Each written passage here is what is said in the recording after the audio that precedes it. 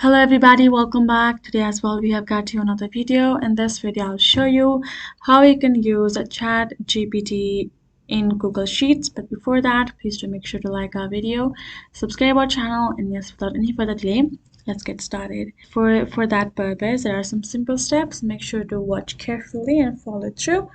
Go ahead, open up your browser, access your Google Sheet. Once you have accessed your Google Sheet, now create yourself a blank sheet, right?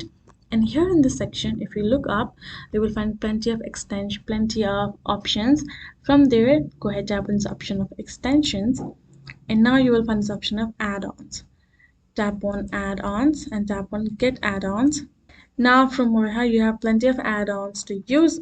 We're gonna search for ChatGPT. Now you can see ChatGPT Workshop, and now what we need is GPT for Google Sheets and Doc. Simply have to tap on it.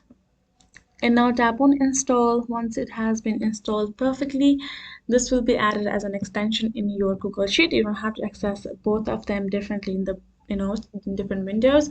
You can open your sheets and use the ChatGPT service however you like. So this is a simple process. Hope this video was helpful to y'all. Thank you so much for watching, and I'll see you guys in our next video.